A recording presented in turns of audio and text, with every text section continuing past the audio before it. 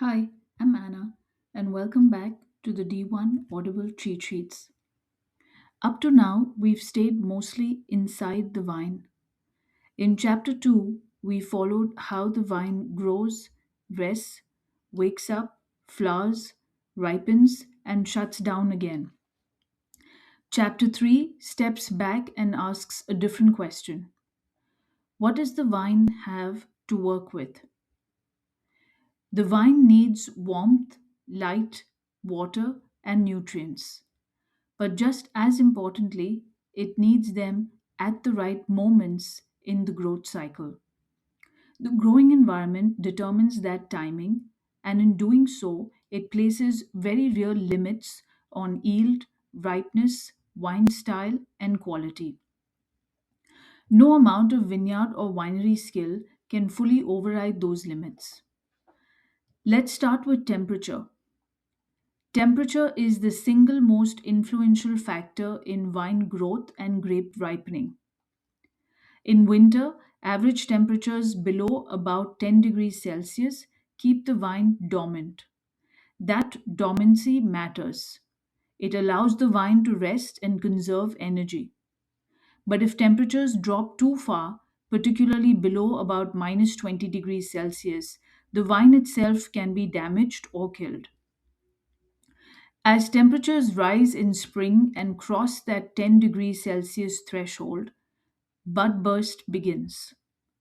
A clear, steady rise in temperature at this point helps bud burst happen more evenly, which has knock on benefits all the way through the season. Uneven warming or sudden warm spells followed by frost increases the risk of damage and lost yield. Once shoots and leaves start growing, temperature is rarely the limiting factor. Photosynthesis works efficiently across a fairly wide range, roughly 18 to 33 degrees Celsius, and the vine is focused on building canopy and preparing for flowering. Flowering, however, brings temperature back into sharp focus. Warm conditions help flowering happen quickly and evenly. Cooler, wetter, or windy weather stretches flowering out over time, which almost always leads to uneven ripening later. Fruit set is even more temperature sensitive. Pollen germination works best in warm conditions, and when temperatures drop or weather turns unsettled, fewer flowers become grapes. What's easy to miss and very examinable is that temperature at flowering also influences next year's crop. Warm conditions at this stage improve bud fruitfulness for the following season. In other words, one year's weather can quietly shape the next year's yield. As grapes move into ripening, temperature starts to shape wine style very directly. Warm conditions speed up sugar accumulation, partly because photosynthesis is efficient, and partly because warm, dry air increases grape transpiration, which pulls sugars into berries. At the same time, warm accelerates the breakdown of malic acid. If average temperatures in the final month of ripening stay above 21 degrees Celsius, acidity can fall quickly. If they stay below about 15 degrees Celsius, acid loss slows so much that grapes may struggle to reach balance. Color development in black grapes has its own sweet spot. Anthocyanins form best between 15 and 25 degrees Celsius. Push temperatures too high, and color development can actually stall, even as sugar races ahead. Extreme heat is a different problem altogether.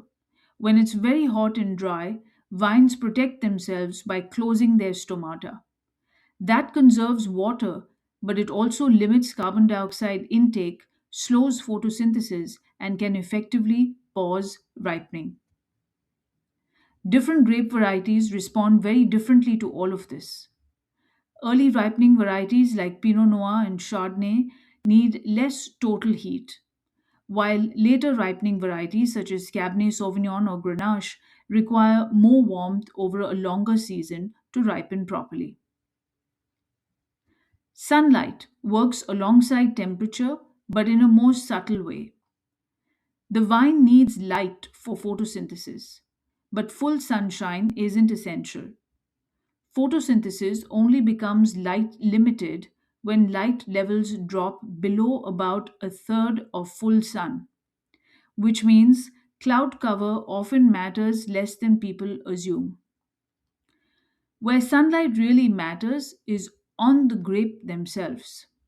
Sun exposed grapes tend to develop more color in black varieties, lose herbaceous methoxypyrazines more readily, and form tannins that polymerize more smoothly as ripening progresses. Sunlight also encourages the formation of certain aroma precursors and warms the berries, accelerating acid loss. But too much sun is not better. In warm or very sunny climates, excessive exposure can lead to sunburn, reducing quality and yield.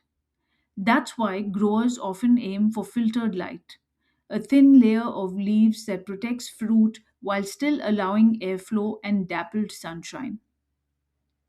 Sunlight also plays a role earlier in the season. Exposing compound buds to light in late spring and early summer improves bud fruitfulness for the following year, again linking one season directly to the next. How much warmth and sunlight a vineyard receives depends heavily on where it sits. Latitude sets the broad framework. Regions closer to the equator receive more intense solar radiation year round. Higher latitudes receive less intense light but enjoy much longer daylight hours in summer, which can help compensate for cooler temperatures. Altitude modifies this further. As elevation increases, temperatures drop, roughly zero point 0.6 degrees Celsius for every 100 meters, while sunlight and UV intensity increase. In warm regions, altitude can preserve acidity and balance. In cool regions, too much altitude can make ripening unreliable. Slope and aspect refine things again. In cooler climates, sun facing slopes increase warmth and extend the growing season, which is why the best sites in places like Burgundy or Alsace tend to sit on favorable slopes. In warmer climates, slopes facing away from the sun can help slow ripening and retain freshness. Large bodies of water smooth out extremes. They cool surrounding areas during the day and release heat at night, reducing both diurnal range and seasonal swings.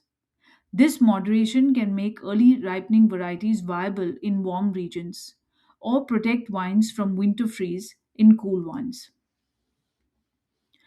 Before moving on, I'd like to clarify one important term that isn't specifically in the book, but it's good to know.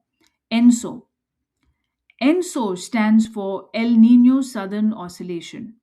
It's a large scale climate cycle in the Pacific Ocean that periodically alters ocean temperatures and, as a result, weather patterns across many wine regions. ENSO doesn't change a region's long term climate. What it does is influence weather in individual years, which is why it matters so much for vintage variation. During El Nino years, California and parts of South America often see increased rainfall, raising disease pressure and disrupting flowering. At the same time, regions like Washington and Oregon may benefit from warmer, drier conditions that improve ripening. Australia, by contrast, often experiences hotter, drier weather, increasing water stress. La Nina tends to reverse those patterns. Cooler, wetter conditions in the Pacific Northwest, warmer and drier conditions in California, and cooler, wetter seasons in Australia. ENSO events occur every few years, and their effects are becoming more pronounced as the climate warms. What all of this shows is that temperature and sunlight don't just influence whether grapes ripen, they shape how they ripen, when they ripen, and what kind of wine those grapes are capable of producing. The grower and winemaker can respond, adapt, and manage, but the growing environment sets the boundaries. In the next episode, we look at water, soils, nutrients, climate classifications, and climate change, and how those factors further define what the wine can realistically achieve. I do hope this helps, and I'll see you at the next one.